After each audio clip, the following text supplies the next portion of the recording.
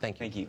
Christian Whitten was the State Department senior advisor for the George W. Bush and Trump administrations, and he joins us tonight. When did Bill Kristol take over the Democratic Party?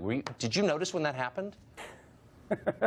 Yeah, it's amazing the turn when this group that used to be very reticent in committing the lives of American, the blood, the treasure of the United States to, frankly, other people's problems, now seem to be more hawkish than the neocons were in the Iraq War.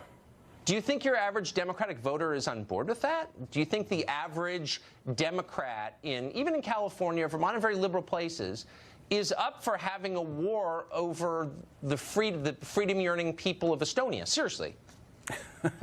Well, it's more than, one thing about the Baltics, they still have some fight in them, and at least they meet their pledge almost of spending 2% of GDP on defense. But look at the expansion of NATO more broadly. We've put Montenegro in there recently. People want to put Georgia, the nation of Georgia, on the complete other side of the Black Sea, a sea into which we are prohibited from putting any significant military, any significant naval power. I mean, the expansion wants to go on. What we heard from your last guest is a desperate search for a new mission for an alliance that is completely obsolete and which, frankly, succeeded almost 2 decades ago. I'd be happy for a new mission. I would just like to know what it is. I'm not against NATO. I'm not making an argument for disbanding NATO. I mean, if we can do something useful with it, that sounds great. But I just think maybe we should reorient from 1945. Why do you think it is that the new democratic orthodoxy mandates that we keep troops in Syria forever, and anybody who disagrees with that is, as the Daily Beast pointed out today, somehow allied with David Duke? Where did that idea come from? This comes just from the yellow fever over Russia, the idea that Donald Trump is a sleeper agent for Russia, that Russia, as your last guest pointed out, seems poised to, invade Western Europe the same way Hitler did in 1945. None of that is true. If you look at Russia today, it has gotten away with a couple of fast ones. It's focused on places where you have large Russian populations and taken small parts of Ukraine and Georgia. Putin's a bad guy. His economy is $1.7 trillion. Europe's, which can afford to defend itself, $17 trillion. Ours is 21.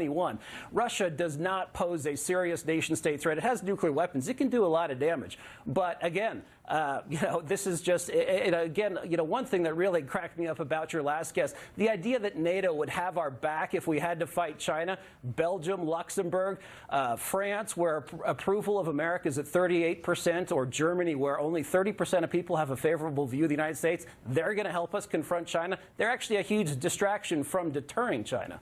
Why do you think we never have these debates? I mean, it's supposed to be a democracy. Shouldn't the public have some sense of what their obligations are under these treaties? I don't think people do.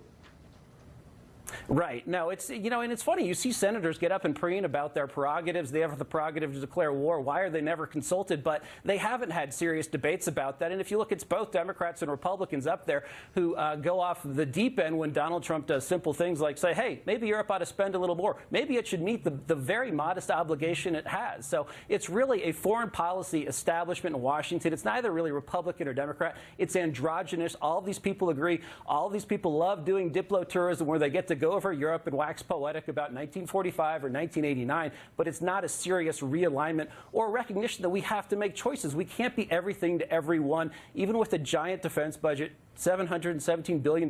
Right. We need to decide who the real threats are. Couldn't be a less impressive group of people from what I've noticed, I would say. Christian, thank you very much for coming on. Appreciate it. Thanks, Tucker.